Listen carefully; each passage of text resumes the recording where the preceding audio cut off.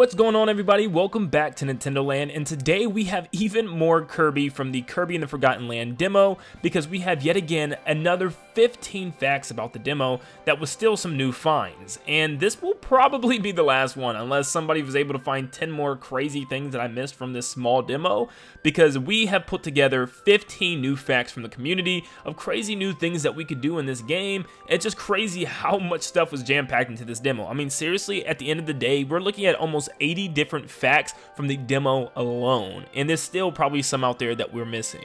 But thank you guys so much for tuning into this series. It's been a lot of fun, and I cannot wait for the game to actually come out for us to talk about facts about the game and the new worlds itself. But there's still so much more to talk about, so make sure you leave a like and subscribe to stay up to date on all things Kirby and the Forgotten Land and Nintendo in general. Thank you so much for tuning in, and now let's jump in to the facts. The crossed out Kirby signs on the walls in the mall can all be knocked down for some extra coins. You'll just have to spit something at it because you cannot suck them down, unfortunately.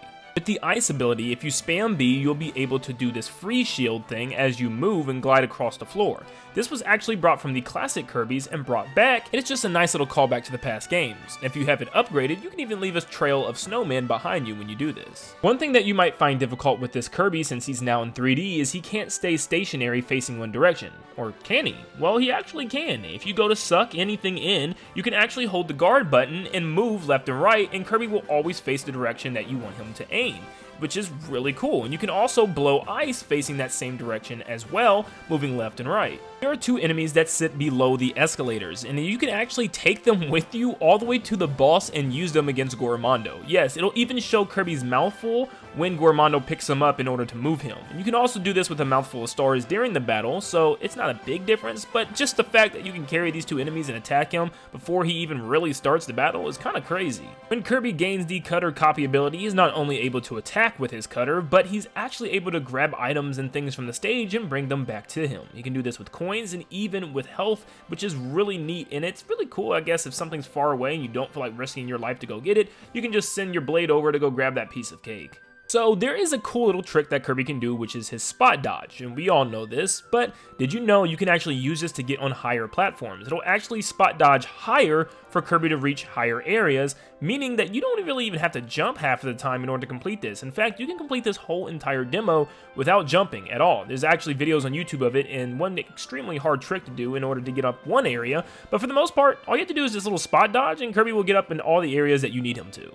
Kirby's death animations don't just stop at him himself, but also the things that he has in Mouthful mode. We can see him fall over and die as a vending machine, a cone, and even a car, which means he'll probably have death animations for all these, which is very interesting why they're even programmed to have death animations, because there's nothing really too difficult right now that I've seen to kind of not die, you know? And I'm wondering if there's some type of mode later on that utilizes these captures and utilizes these Mouthful modes to maybe a boss rush. Another small interesting fact that I found is that when Kirby is very damaged, he can still taunt. But if he's in a cone or his car Mouthful mode, he can no longer taunt if he's really damaged, and his eyes will even droop down, and it's just kind of sad. He can't even do his car dance anymore if he's hurt too bad. If you remember last video, I tried to do this really difficult trick, and I couldn't figure it out because for the life of me, it was so difficult to set this up. But you can actually get a mixed copy ability, resulting in the ice copy ability in the first level if you do this right. So if you go to the top of this building with the Poppy Bro Jr. and you slide into him and then run into him once, it will knock him far enough to go to the edge of the building. Then, eventually getting him to throw a bomb over the edge, it will line up right with the Blade Knight, allowing you to capture the bomb and the Blade Knight at the same time, resulting in a mix. The roulette will always give you ice, which is cool because you normally can't get this ability in the first level, but now you can. Go have fun with it, and you can even go skate on the beach in the very beginning if you want to make your way all the way back. Right before going over the bridge, there's one little cool Easter egg that I thought was not really an Easter egg, but just really cool that they put this attention to detail here. But the sign on the ground actually reads stop when translated, and it just says stop because you can see a little crosswalk. So, you know, obviously people used to walk by here. Once again, it's incredibly small, I'm sorry, but I just thought it was so cool that I actually kind of saw that barely written on the ground. When you have the Gigant sword ability, you can actually use the shield to not only block Kirby from different attacks, but it can actually hurt enemies just extremely slow. I mean, seriously, some of the smaller enemies, it will take 8 to 10 hits, and some of the bigger ones, 15 to 20 hits to finally kill them. But it's actually possible to kill enemies with this thing. If you want to go out the entire game and just kill everybody with the shield, It's possible. You can even hurt Goromando an incredibly small amount with this shield, and I would actually love to see how many hits and how long it actually takes to take him down with just the shield out. I am positive that someone out there is going to do it, and I'm just kind of afraid to see how long and how much time they're going to take to do this. But if you do decide to take on this challenge, definitely let me know in the comments how long this took, and I will definitely shout you out for this. This takes me into my next fact, is that Kirby's Gigant sword shield can actually block pretty much anything in this entire game. The only thing that I found out so far that it cannot block through this demo is Goromando's grab, which, just like Smash Brothers, a block isn't going to do anything. But this even goes for the turtle creatures that cannot bite through Kirby's shield, no matter how hard they try. And even the giant one cannot bite through Kirby's shield. Now, you're supposed to go up there with a cone, so I guess it doesn't matter, but it's just interesting to see that this shield is probably one of the strongest things in this game. And I wonder how much else they can block, even the final boss attacks maybe? When Kirby kills these turtles, you can actually see a small tan mark as if they were wearing a bathing suit or some type of shirt or something underneath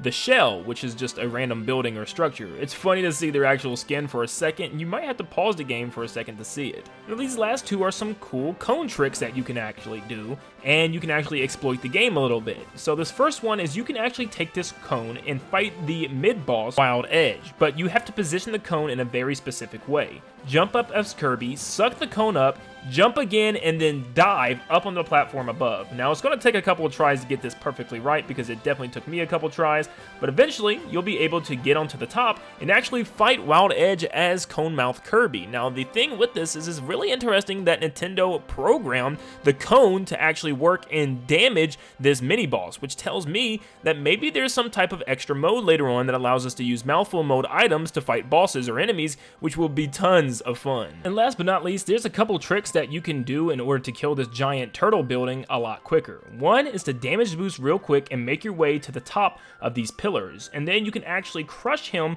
from the bottom without even having to go all the way to the top part. The second way is to once again damage boost and make your way over the gap on the left that you can actually jump over and dive over in order to get straight to the water fountain, and then you can shoot from the water fountain all the way to the building itself and defeat him that way, which is pretty quick as well. And guys, that was 15 more facts and cool details that you didn't know that you could do in the Kirby and the Forgotten Land demo. Like I said, this will probably be the last one, and the rest of our videos until the game launches next week will all be focused simply on things that we've seen from trailers, gameplay points, and different speculation and theories about the game. Thank you guys so much for sending in all of your details and facts about the game, and I cannot appreciate you guys enough. Thank you for everything, and once again, make sure you leave a like and subscribe if you want to stay up to date on all things Kirby and Nintendo in general. It helps a lot, guys. Thank you, and I'll see you all on the next one. See ya, guys.